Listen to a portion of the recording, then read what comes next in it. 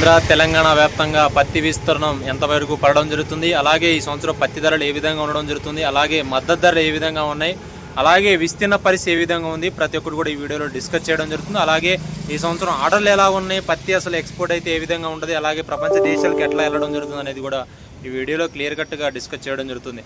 ప్రధానంగా hi hello అందరికీ నమస్కారం అండి. ఎన్ఎంఆర్ అగ్రికల్చర్ యూట్యూబ్ ఛానల్ స్వాగతం. మన ఛానల్ డైలీ ఖమ్మం మార్కెట్ అలాగే పంటల మీద ప్రతి ఒక్క ఇన్ఫర్మేషన్ ఇవ్వడం జరుగుతుంది. కొత్తగా మొదటిసారి చూసిన రైతులందరూ కూడా సబ్స్క్రైబ్ చేసి తోటి రైతు సోదరులకి మన ఛానల్ని షేర్ చేయండి. ప్రధానంగా తెలంగాణ వ్యాప్తంగా చూసుకున్నట్టయితే ఒక హెక్టార్ చెప్తున్నానండి, ఒక హెక్టార్ ఈజ్ ఈక్వల్ టు 2.5 ఎకరాలు. అంటే మనకి ఏదైతే ఉందో పొలము 2.5 హెక్టార్, ఒక హెక్టార్ ఈజ్ ఈక్వల్ టు 2.5 అని. ప్రధానంగా తెలంగాణ వ్యాప్తంగా 20 లక్షల హెక్టార్లు పత్తి అనేది కల్టివేషన్ చేయడం జరుగుతుంది. యాజ్ పర్ ఈ యొక్క మన తెలంగాణ వ్యవసాయ శాఖ ఇచ్చిన అధికార ప్రకటన, అలాగే ఆచరణంగా యొక్క యూనివర్సిటీ విద్యార్థులు సర్వే చేసిన ప్రకారంగా మనం ఉన్నటువంటి యాజ్ పర్ ప్రతి ఒక్కరు కూడా తెలియజేయడం జరుగుతుంది.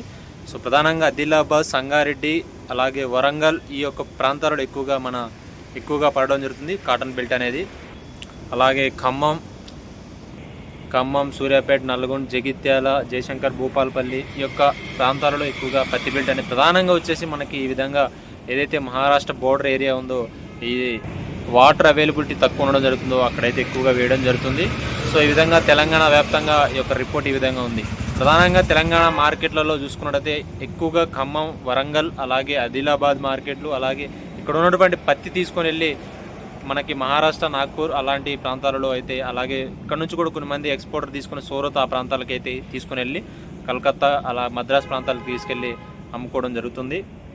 అలాగే కొన్ని జిన్ని మిల్లు ప్లాంట్లు కూడా ఉండడం జరిగింది. అలాగే ఆ యొక్క మెడికల్స్ దూదికి సంబంధించి, అలాగే ఈ యొక్క కాటన్ సంబంధించి ఏదైతే బట్టలు తయారు చేస్తారో జిన్ని మిల్లులు ఈ విధంగా చేయడం జరుగుతుంది. తెలంగాణ వ్యాప్తంగా ప్రధానంగా కే సముద్రం కానీ, వరంగల్ కానీ, ఖమ్మం కానీ, హైదరాబాద్ మార్కెట్లో ఈ విధంగా అయితే అమ్ముకోవడం జరుగుతుంది.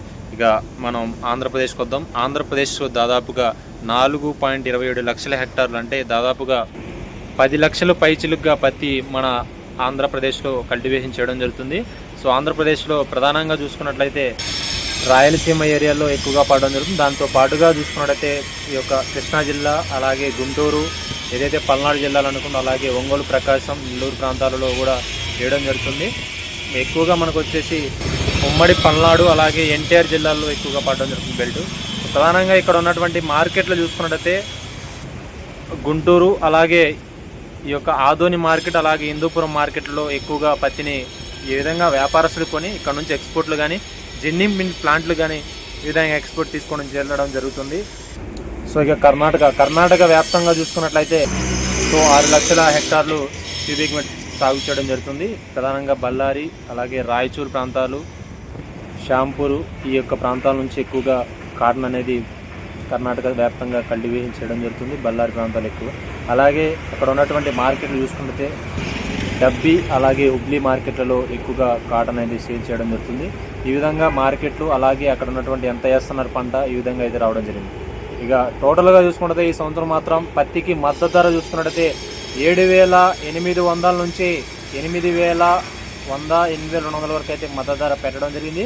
పత్తిలో 3 రకాలు ఉంటాయండి.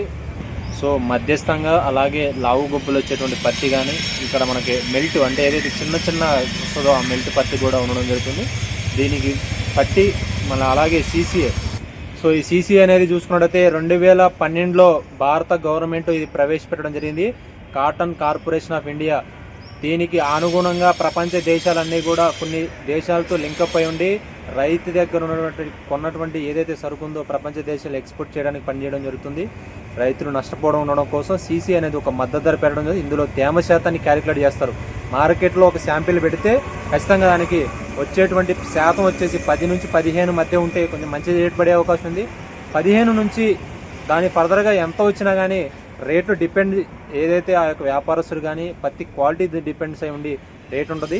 ఈ సీసీ అనేది ప్రధానంగా మన ఆంధ్ర, తెలంగాణలో ఎక్కువగా పత్తి కొనుగోలు చేయడానికి ఇక్కడ సీసీ ఓపెన్ చేసి రైతులందరూ తీసుకురావడం, కొనుగోలు చేయడం. అలాగే ఖమ్మం దగ్గర ఉన్నటువంటి జూలూరుపాడు, ఈ యొక్క జూలూరుపాడు దగ్గర భద్రాచలం, మనం ఈ యొక్క ఏనుకూరు పోయే రూట్లో ఇక్కడ పత్తి వ్యాపారస్తులు ఆటోల్లో అందరూ కొని వీళ్ళందరూ తీసుకొని వచ్చి జూలూరుపాడు దగ్గర నుంచి ఇక్కడ నుంచి మహారాష్ట్ర, అలాగే కలకత్తా, బంగ్లాదేశ్ ఎక్స్పోర్ట్కి ఈ విధంగా జూలూరుపాడు దగ్గర ఉన్నటువంటి పత్తి డంపింగ్ యార్డ్ అయితే పనిచేయడం జరుగుతుంది.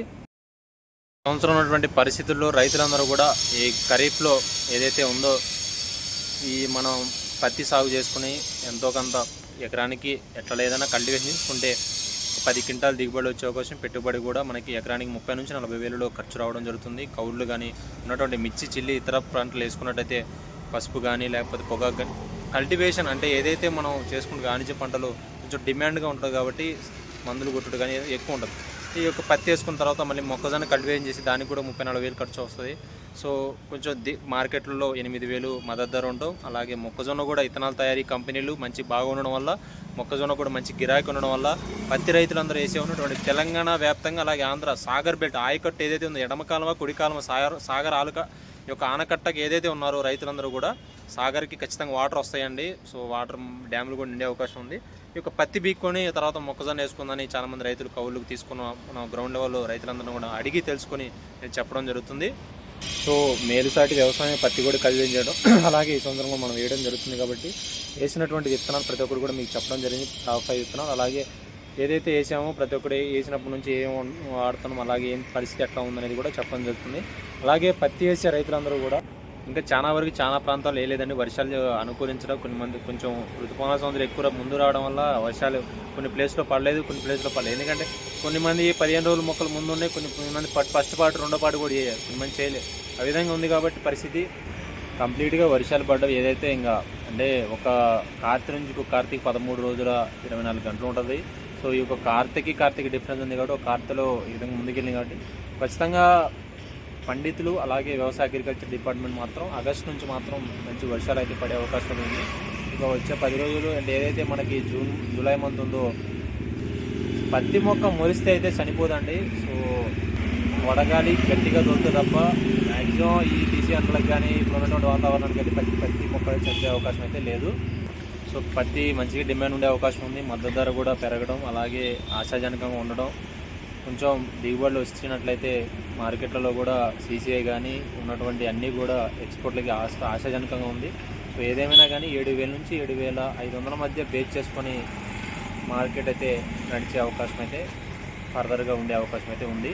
ఏదైతే అంతటా అదే యూరోప్ కంట్రీస్, USA కంట్రీస్ అలాగే ఆస్ట్రేలియా కానీ ఈ కాటన్ సో ప్రతి 4-5 సంవత్సరాలకు ఒకసారి వస్తుంది. ఏదైతే 2021లో వచ్చిందో అప్పుడు కరోనా డిమాండ్ అలాగే మాస్కుల తయారీలు కానీ ఎక్కువగా డిమాండ్ ఉండడం వల్ల ఆ టైంలో మార్కెట్ కొంచెం కలిసి వచ్చింది. ఈ సంవత్సరం కూడా రైతులందరూ కూడా ఆరబెట్టుకొని మంచి మార్కెట్ తీసుకొని వస్తే మంచి ధరలు ఉంటాయి. ఒకేసారి తీసుకొని వచ్చి మార్కెట్ పడేస్తే మాత్రం ఎందుకంటే మార్కెట్ ఒకేసారికి ఎట్ ఏ టైమ్గా సరుకు వస్తున్నప్పుడు ఖచ్చితంగా వ్యాపారస్తుల్లో మాత్రం ఆ యొక్క అలజడి అనేది ఉంటుంది.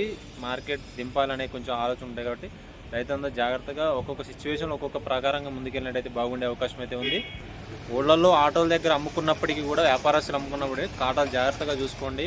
మనం గత 2 సంవత్సరాలుగా చూస్తున్నాం ఆటోల దగ్గర ఈ కాటాల మోసం వల్ల చాలా జరుగుతున్నాయి.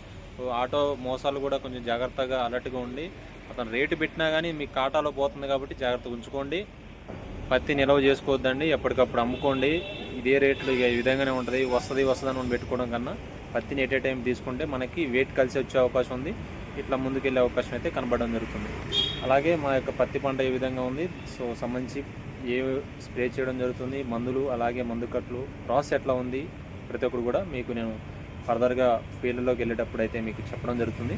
ప్రధానంగా పంట ఎంత వేస్తున్నారు, ఎక్స్పోర్ట్లు ఏ విధంగా ఉన్నాయి, ఏ విధంగా జరుగుతుంది అనేది కూడా మార్కెట్లు ఏ విధంగా ఉందని రైతులందరూ తెలుసుకోవాలని నేను ఇన్ఫర్మేషన్ అయితే ఇవ్వడం జరుగుతుందండి. సో ఉంటానండి, బాయ్.